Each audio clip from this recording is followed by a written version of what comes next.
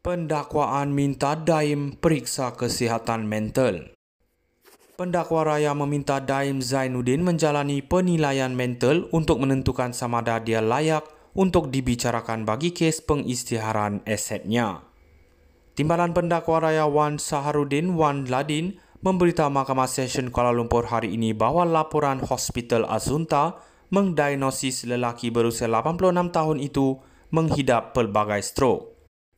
Pendakwa raya mengambil maklum bahawa pemeriksaan hospital swasta mendapati keadaan bekas Menteri Kewangan itu menjejaskan langkahnya yang mengakibatkan kerap terjatuh. Mahkamah boleh mengarahkan dia Daim dihantar untuk pemeriksaan keadaan mentalnya di hospital kerajaan yang diwartakan Katawan. Bagaimanapun Peguam Bela Daim, Nizamuddin Abdul Hamid membantah permohonan penilaian mental itu berhujah tertuduh hanya mengalami penyakit fizikal dan bukan mental. Kami telah diarahkan olehnya bahawa dia memahami pertuduhan itu. Kita baru jumpa tertuduh. Mental dia okey. Kita tak nampak keperluan untuk penilaian mental, kata Nizamuddin. Daim dikecualikan daripada menghadiri sebutan kes pagi ini. Hakim Perbicaraan Azura Alwi kemudian menetapkan 17 Oktober untuk memutuskan sama ada membenarkan permohonan penilaian mental ke atas Daim atau sebaliknya. Pada 29 Januari, Daim minta dibicarakan kerana gagal mematuhi notis SPRM untuk mendedahkan aset merangkumi 38 syarikat, 25 bidang tanah dan hartanah, 7 kenderaan mewah dan 2 akaun dana pelaburan.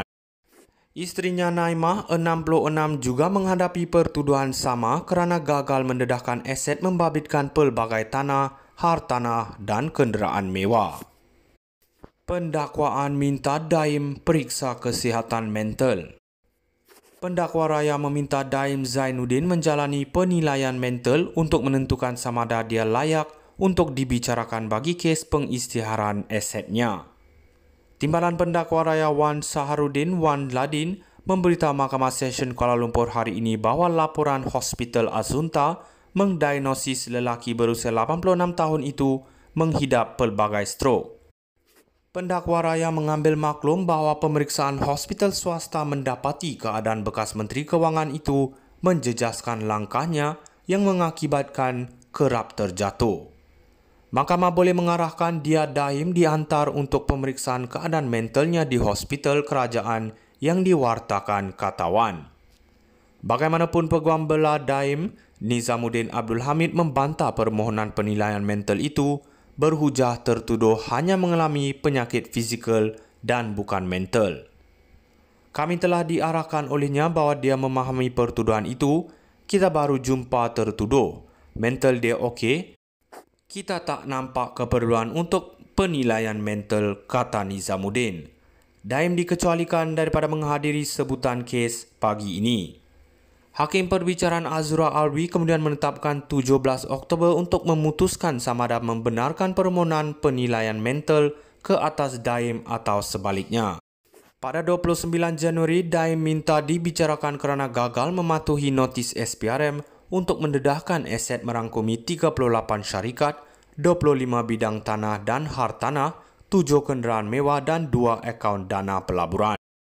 Isterinya Naimah, 66, juga menghadapi pertuduhan sama kerana gagal mendedahkan aset membabitkan pelbagai tanah, hartanah dan kenderaan mewah. Pendakwaan minta Daim periksa kesihatan mental. Pendakwa raya meminta Daim Zainuddin menjalani penilaian mental untuk menentukan sama ada dia layak untuk dibicarakan bagi kes pengisytiharan asetnya.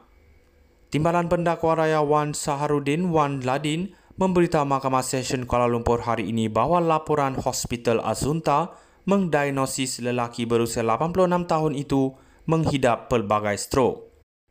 Pendakwa raya mengambil maklum bahawa pemeriksaan hospital swasta mendapati keadaan bekas Menteri Kewangan itu menjejaskan langkahnya yang mengakibatkan kerap terjatuh.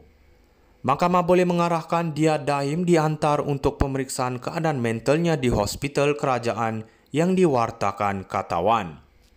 Bagaimanapun Peguam Bela Daim, Nizamuddin Abdul Hamid membantah permohonan penilaian mental itu berhujah tertuduh hanya mengalami penyakit fizikal dan bukan mental. Kami telah diarahkan olehnya bahawa dia memahami pertuduhan itu. Kita baru jumpa tertuduh. Mental dia okey. Kita tak nampak keperluan untuk penilaian mental, kata Nizamuddin.